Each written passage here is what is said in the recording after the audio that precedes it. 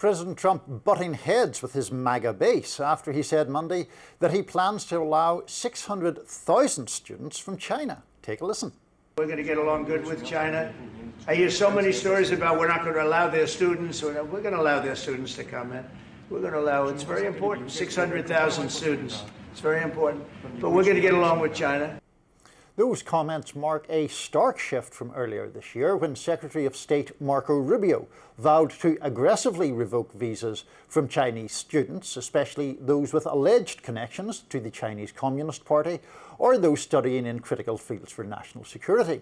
While the reason behind the 180 is not entirely clear, it does come amid trade negotiations with China. Meanwhile, the plan has provided common ground for warring MAGA factions. Georgia Congresswoman Marjorie Taylor Greene and right-wing influencer Laura Loomer, who've been fighting about a lot of stuff, agreed in separate social media posts following the president's announcement. Greene posted X, "We should not let in 600,000 Chinese students to attend American colleges and universities that may be loyal to the CCP." She added, "Why are we allowing 600,000 students from China to replace our American students' opportunities? We should never allow that, and we need more trade school graduates." And Loomer posted in part, "Nobody, I repeat, nobody wants 600,000 more Chinese students, aka communist spies, in the United States." But on Monday, Laura Ingraham had the opportunity to ask Commerce Secretary Howard Lutnick about the plan. Here's his response. The president's point of view is that what would happen if you didn't have those 600,000 students is that you'd empty them from the top, all the students would go up to better schools, and the bottom 15% of universities and colleges would go out of business in America. So his view is he's taking a rational economic view, which is classic Donald Trump.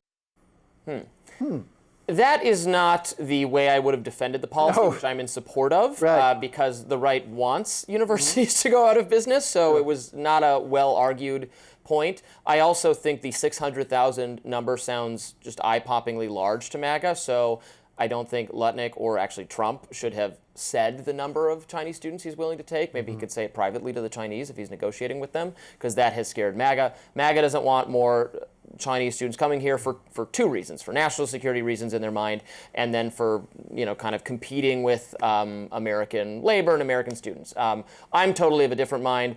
On the labor competition argument, I just don't care at all. I dismiss that entirely.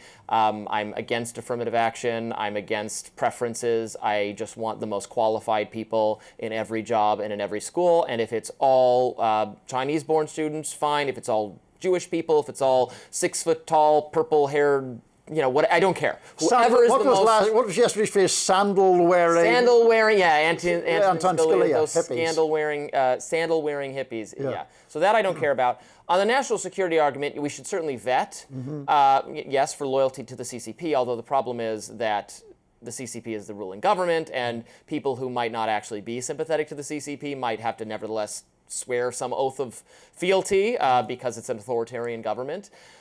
We should also not send them back after. That's the part that I most object to in this taking Chinese student visas. We bring them here, educate them, and then send them back. No, have them stay here, do work for our economy, for our tech companies, because we want to be globally competitive with China, which is why I do support doing this, because we can't fall behind if the best, most brilliant tech workers are in China or India or wherever it is. We need them here. My immigration policy is rich, smart, attractive. Everyone who's rich, smart, and attractive should be brought to the U.S. Brought now. True. And how would we do the attractiveness part of the test? Would we have a hot or not kind of test? Trump loves reality TV. I think he's perfectly suited to that task.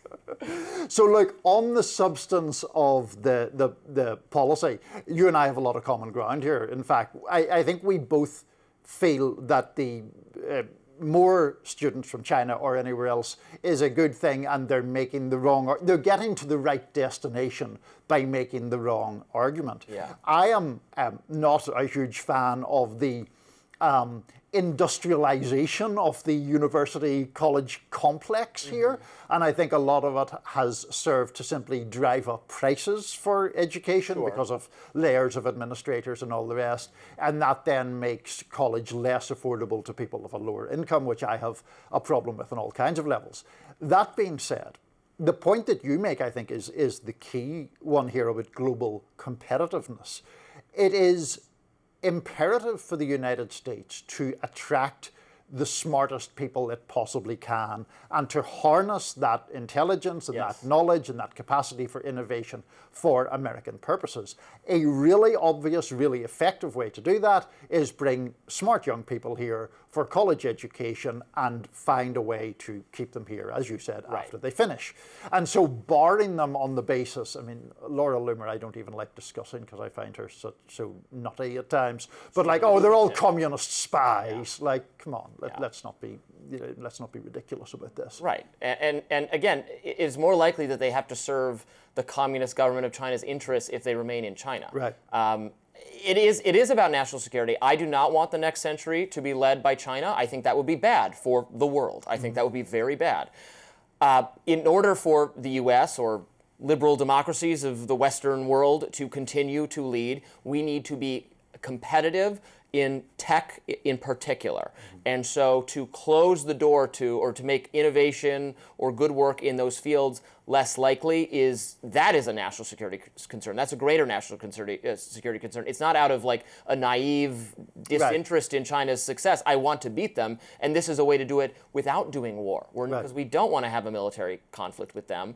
We want to win it the same way we win the Cold War, not actually by fighting them, but by outcompeting them and having a more robust economy, showing the benefits of an open society and liberal democracy and free markets, and having a society that doesn't practice those things collapse because it cannot reward talent the way we have. That's what we're going to do with China, hopefully. Right. And it is broader than China as well. I mean, I get, of course, that we're discussing Chinese students here, but I mean, we have seen European governments recently trying to make big efforts to draw American researchers or US-based researchers to Germany and France because they understand that they're in the same global competition to get the most talented people within their borders and to harness those people for their purposes. And also, this will demonstrate that if you have a more permissive immigration policy, then you can do vetting. Because you're saying, we are going to take these people, but they can look at them. They should do that, absolutely. Whereas if you have a restrictive policy like we do with, with immigrants coming from South America, then they're going through under unsafe conditions. It's time to vet them, they're vetted later, and it leads to the kind of disorder that makes everybody mad. We can have an orderly process. I'm all for an orderly process that involves vetting, but if you actually create a process, then you can do that. Whereas if you have no process, then people try to find creative ways to get in and you miss things. Yeah, no, absolutely. And just finally, because I know we have to wrap up, I was very struck by yesterday at that cabinet meeting, Trump defending his proposal here on the basis that he was honoured that these students would choose to come to the United States.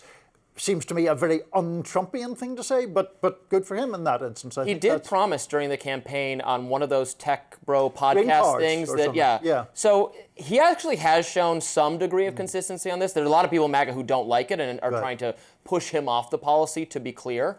But he's actually talked about it a couple times, which I think is good. Next up on Rising, I'm sure y'all have heard about Taylor Swift's engagement. We will be talking about that next. Niall is a big Swiftie. I know he was excited. We'll be right back. Exciting moment for us all.